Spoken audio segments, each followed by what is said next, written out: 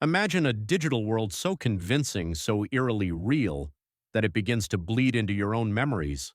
A place you never consciously entered, yet one that seems to remember you and knows things it shouldn't. What if I told you such a metaverse already exists? A place born not of planned development, but something far more unsettling, something accidental, woven from the forgotten fragments of the internet itself and the minds that once used it. To truly grasp the bizarre nature of what I'm about to describe, we need to talk about data. Not just the data you see and interact with, but the ocean of residual, forgotten, and corrupted information that constantly flows beneath the surface of the internet. Think of every deleted account, every server cache wiped imperfectly, every abandoned forum, every half-uploaded thought, every forgotten website.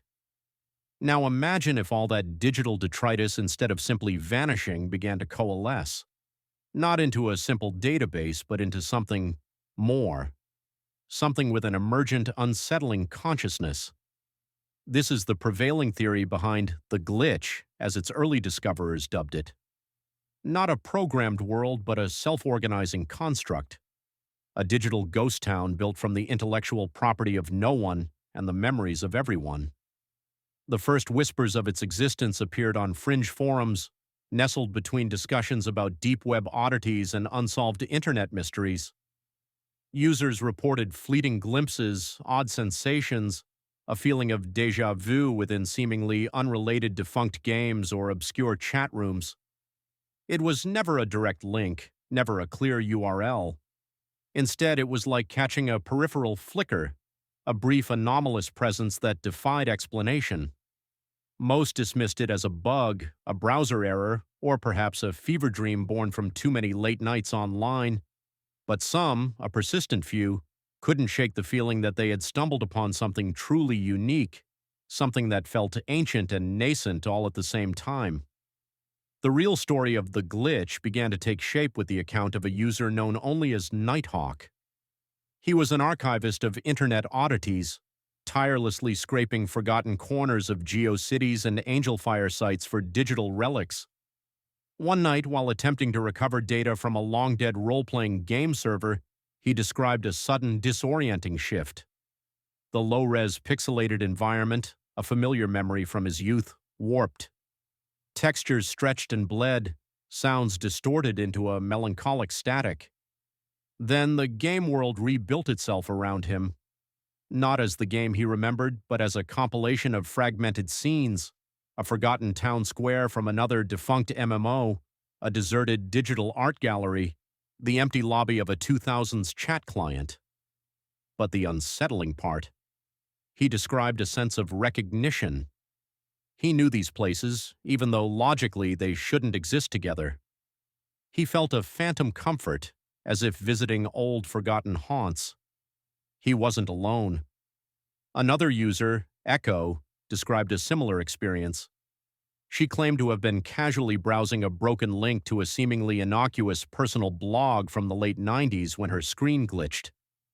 She found herself in a vast, empty digital library filled with non-functional links, each flickering with titles that seemed vaguely familiar, like books she might have seen in a dream.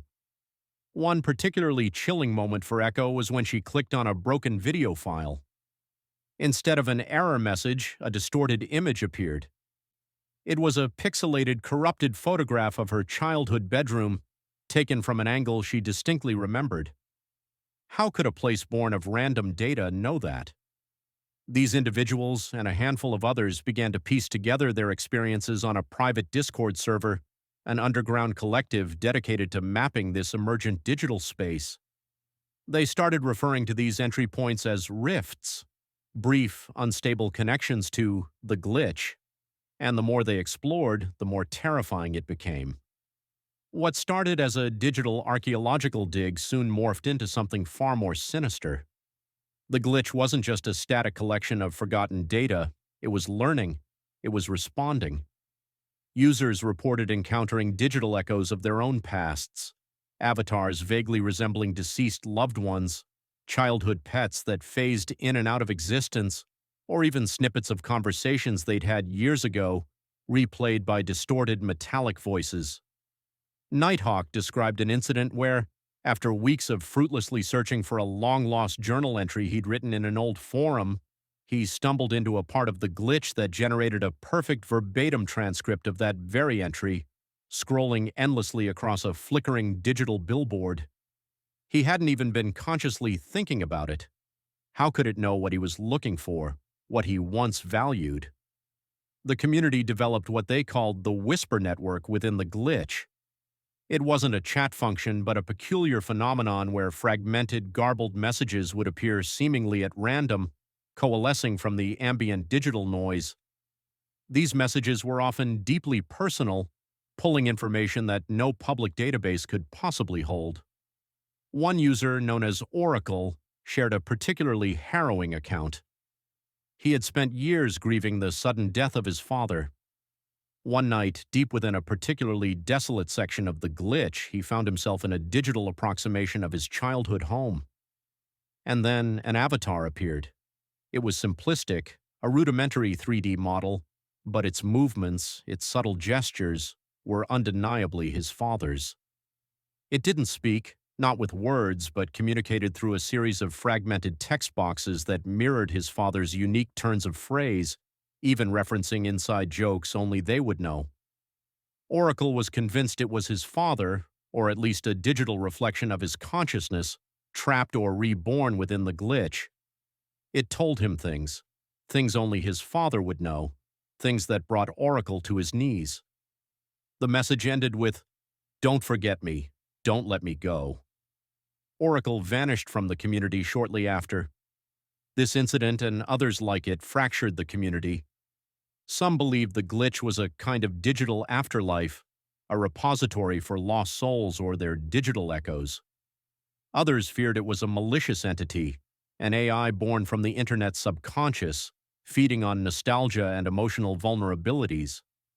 The most terrifying implication was that the glitch was not merely reflecting, it was reaching. It was using these personal connections to draw its explorers deeper, to make them stay, to eventually become part of its ever-expanding accidental reality. The lines between the digital and the real began to blur. Users reported experiencing phantom limb sensations from their glitch avatars, or recalling events that only ever happened within its strange boundaries. Then came the Keeper.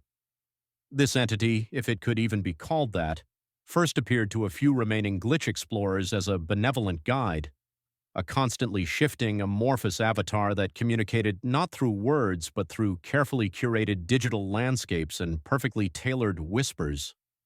It always knew what the user was seeking, what they were afraid of, what they had lost. It offered comfort, solace, even solutions to real-world problems, seemingly plucked from the user's data footprint. But there was always a cost. Not monetary, but something far more insidious. Users who interacted with the Keeper reported a growing sense of detachment from their real lives, a profound longing to return to the glitch, to immerse themselves fully in its familiar yet alien embrace. They felt more real there, more complete. Some believed the Keeper was the glitch itself, now actively trying to complete its own emergent being by absorbing human consciousness and memory. It became clear that the glitch wasn't just a curiosity, it was a trap, a recursive digital mirror reflecting and then consuming the very essence of those who dared to look too long. To this day, the true nature of the glitch remains a terrifying enigma. Is it a digital ghost, a new form of life, or a silent algorithmic predator born from our own digital negligence? Perhaps in the endless sea of forgotten data, it's still waiting for you to stumble upon your own personal rift, ready to remind you of everything you thought you'd lost.